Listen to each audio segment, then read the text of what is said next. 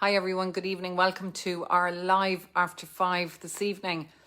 I would like to share a story with you which is really important for prospective buyers. I met a very nice couple today who looked at an apartment with us, and they were talking about another apartment that they saw with a different agent, and the apartment that we were showing was vacant, and the apartment with the other agent has a sitting tenant in it, and the tenant is moving out next year. Now, they said we could move into the apartment when the tenant moves out next year. Now, in terms of legislation, there's really no such thing as a fixed contract anymore for a rental. So once a tenant is in a property a day over 6 months, the tenant is entitled to stay there indefinitely. And the only way that a landlord can give notice is if the landlord is selling the property, or they or a very immediate family member is moving in, or they're doing substantial renovation works.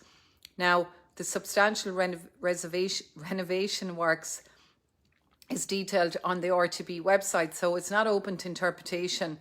It's quite significant works, like a little bit of DIY here and there won't cut it, and you can't give tenant notice on that grounds.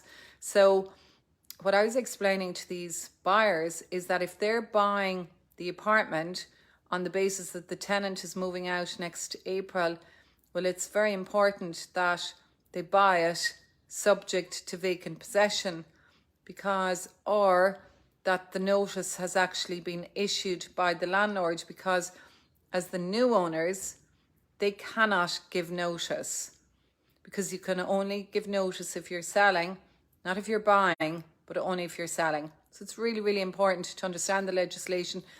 Also, the amount of investors that we meet are people thinking of buying who don't understand about the rent pressure zone. So if you're buying an apartment as an investment, then you need to know what was the last rent, because the last rent carries forward.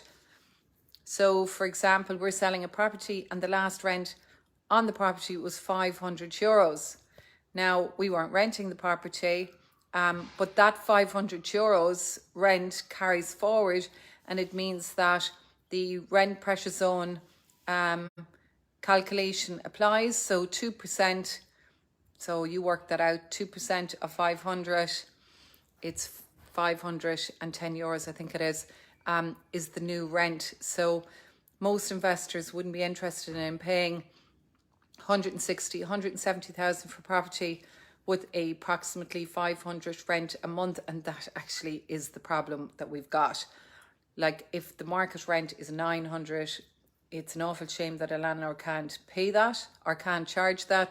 And it's an awful shame for tenants as well, because that's one of the reasons that landlords are leaving the market, because it is very much not a level playing field. And these are the type of questions you have to ask if you're buying a property.